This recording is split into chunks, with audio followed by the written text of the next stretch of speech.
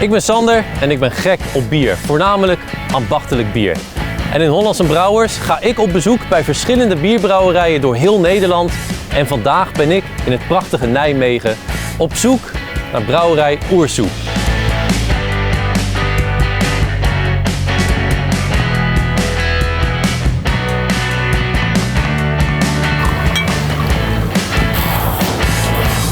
Hey Danny. Hey Sander. Hey, wat ben je aan het doen?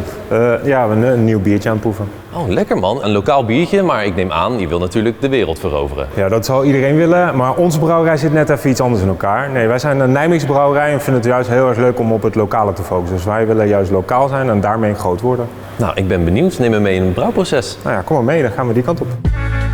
In 2011 begon Sander Kolbe zijn Kik van Hout met potten en pannen in een garagebox bier te brouwen. Experimentele bieren. Inmiddels zijn ze met hun passie gegroeid tot één van de bekendste brouwerijen uit Nijmegen. Hopfather en Sgt. Pepper zijn enkele bekende bieren van brouwerij Oersoep. Oersoep, dat heeft iets te maken met de oerknal, toch? Grappig is dat we zitten hier op het Honigcomplex, een oude soepfabriek. En bijna iedereen die hier komt zegt, leuk, je zit op een soepfabriek, oersoep, grappige woordspeling. Maar nee, we hebben het in, denk ik, 2011 hebben we de naam verzonnen. En dat was nog voordat we hier inkwamen. En dat is inderdaad gebaseerd op de grote oerknal. Want ja, bier, hoe wij het zien en toen zagen als natuurproduct, werd gemaakt met micro-organismes. En ja, zo is de oerknal natuurlijk ook. En al die kleine micro-organismes die uiteindelijk het leven hebben gevormd. Dus zo is dat ook voor ons, voor bier. Wat voor biertjes zijn hier allemaal uit ontstaan? Nee, in de loop der jaren zijn wij eigenlijk, hebben we heel veel verschillende dingen gemaakt. Onze filosofie intern is eigenlijk altijd al van moment één geweest. Wij brouwen gewoon waar we zelf zin in hebben. Ja. Dus we kijken niet naar de wereld om ons heen. Okay. Wij maken gewoon bier voor onszelf. Bieren van wild vergiste bieren tot aan de Hopfather die we lekker in ons glas nu hebben. Tot aan zure biertjes. Maar we merken wel dat in de loop der jaren van het hele moeilijke wijnachtige complexe bieren. Dat wij de liefde voor de lekkere IPA's en de doordrinkbare bieren wel meer omarmd hebben. Dus wij zorgen er ook voor dat we daar onze volledige focus op hebben. En die verfrissende bieren zijn te proeven in hun eigen brewpub Stam. Naast heerlijke gerechten zijn de bieren van Oersoep hier altijd op de tap te vinden.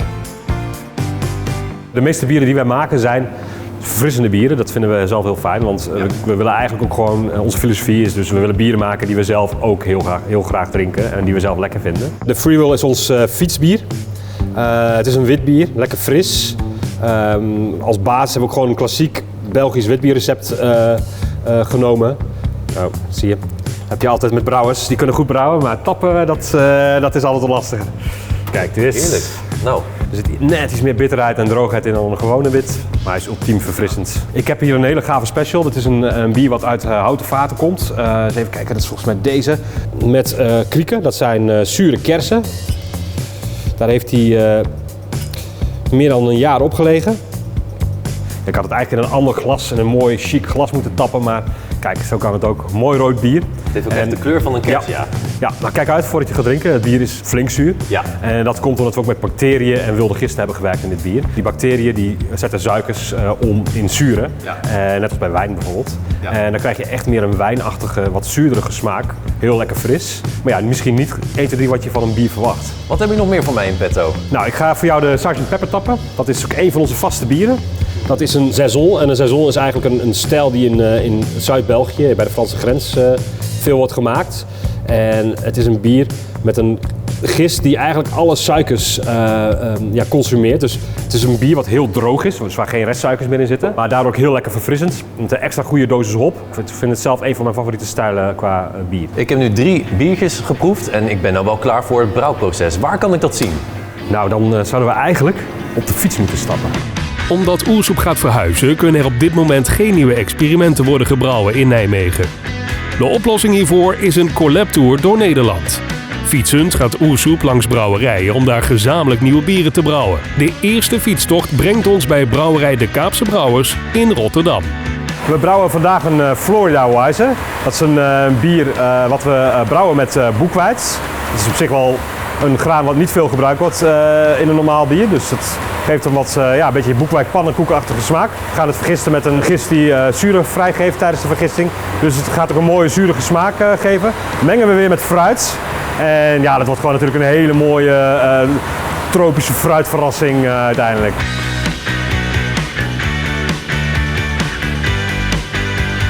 En hoe gaat dit brouwproces te werk? Een brouwdag duurt zo'n 8 uur en daarna moet het bier in vergisting. Hè. Vandaag zijn we eigenlijk bezig, achter ons staat de maïsketel. Daar torten we de granen met water. Gaat het daar filteren, gaat het koken met hop en daarna koelen we het af. En gaat het in een van die grote tanks die hier achter ons staat, gaat het samen met gist en na 8 uur dus erin. En dan kan het nog zo'n 3 weken duren voordat die vergisting klaar is. En dat alle suikers omgezet zijn in koolzuur en alcohol en allerlei lekkere smaakstoffen.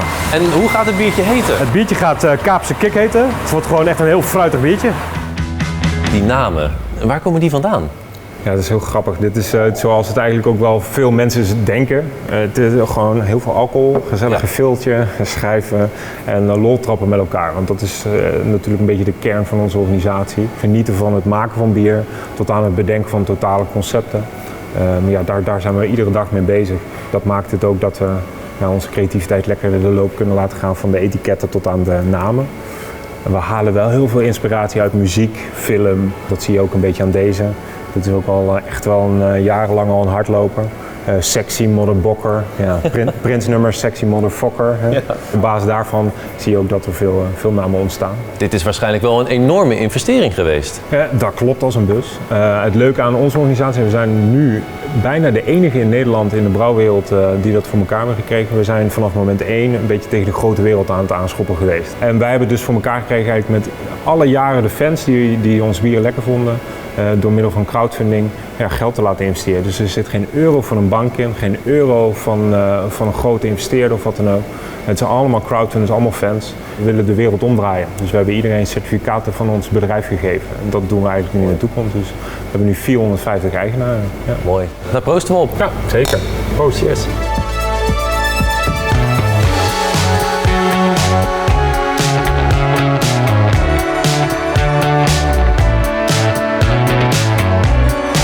Ook de 4 enorme houten vaten voor de houtgerijpte bieren staan in de brouwerij.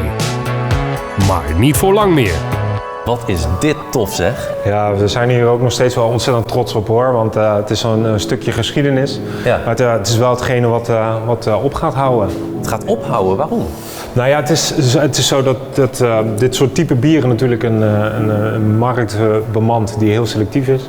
En wij gewoon genieten van de bieren die in onze koelkast staan. En wat staat in mijn koelkast nu, is de Hopvader Sgt. Pepper. En dat zijn niet hele moeilijke, complexe wildbieren. Dus deze prachtige vaten gaan wij bij mooie, bevriende mensen, daar kan ik natuurlijk niet te veel over zeggen, maar die willen we graag daar positioneren en zelf lekker doorgaan. Ja.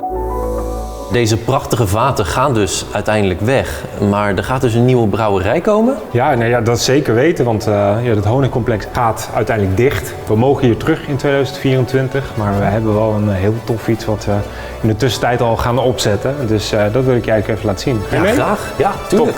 Top.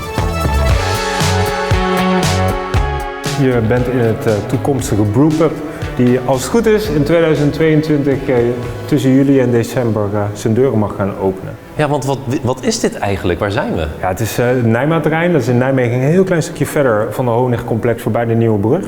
En op dat terrein, in een groot industrieterrein, zit er een pand en helemaal aan de voorkant van het pand zit een energiehuisje. Dus de energiecentrale eigenlijk van dat hele gebied.